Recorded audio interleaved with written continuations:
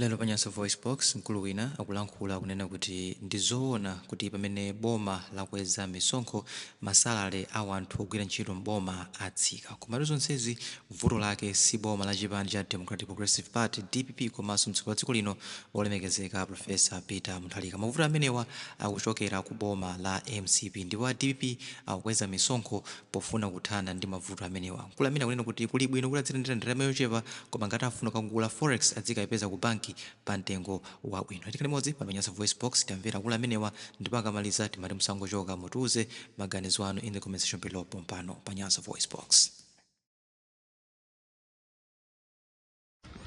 Good morning. Welcome to this video.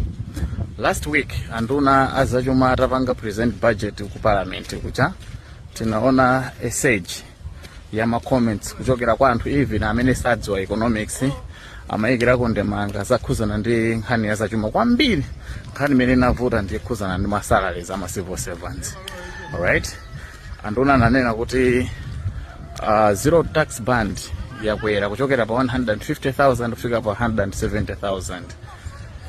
Komano kuonjezera menepo ananenaso kuti anything above 170,000 tax yake yakwera from 25% kufika pa 30%.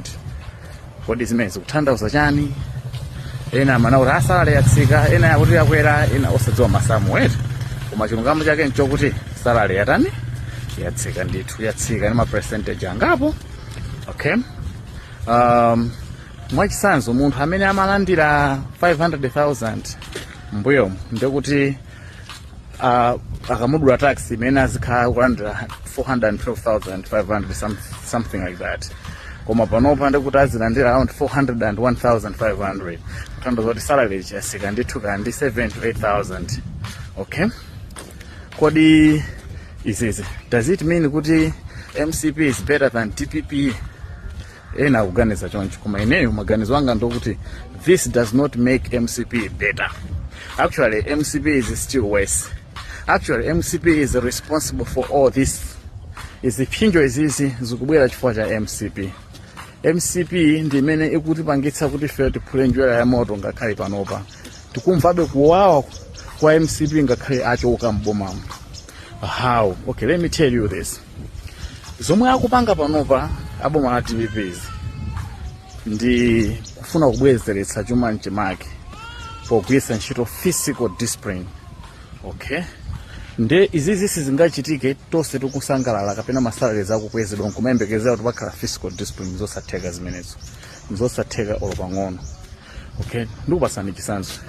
Kodi tu mageto mwathumu ma areas metu makhalamo anthu ena amatha kuphulitsa pipe ya water board chemwa mwadala cholinga kuti azimwe madzi aulere. Ndimaona zimenezo kuchitika madera ena ndena.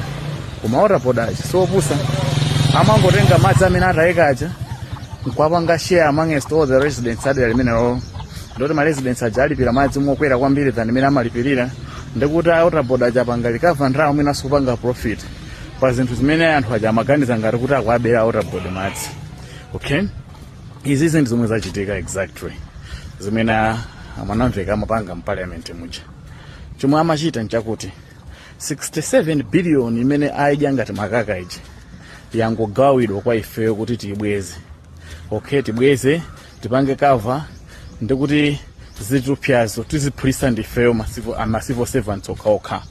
Alright, momoti bwezi panopa anakuganiza kuti okay tuonjezere chifukwa kuti chuma chikuyenda bwino, tuonjezere masalary chifukwa chuma chikuyenda bwino. Sizingatheka kuti aonjezere masalary pamene chuma sichafika pa level imene afika ino.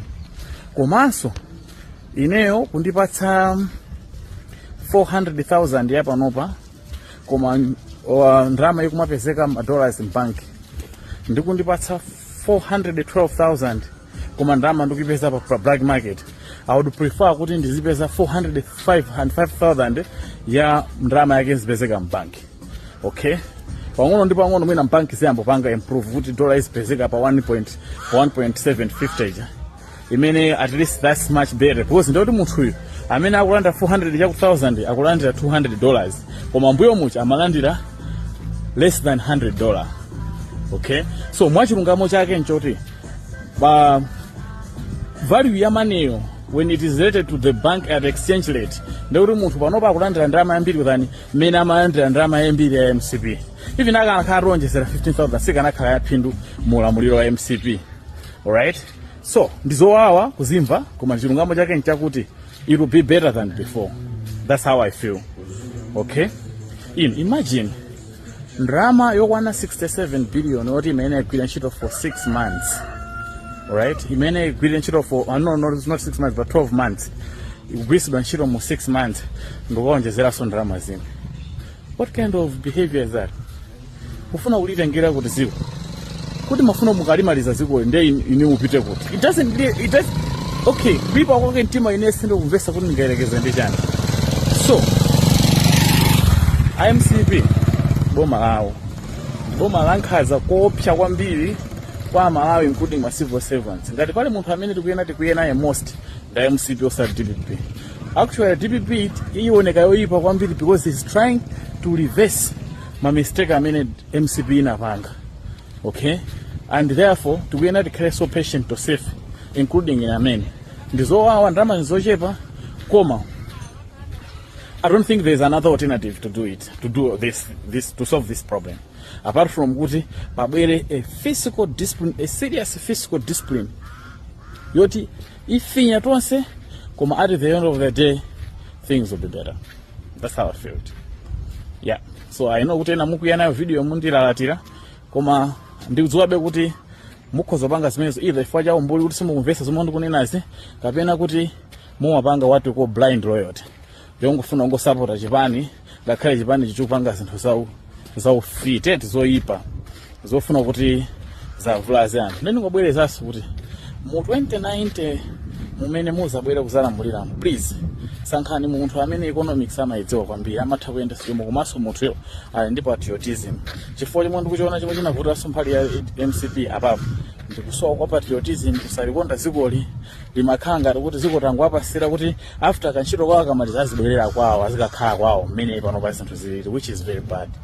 Sure, sindikupanga ataki munthu, ndingonena ma issues. If you are offended ndikuti iwe unali beneficiary wa kuononga kwa dziko lino.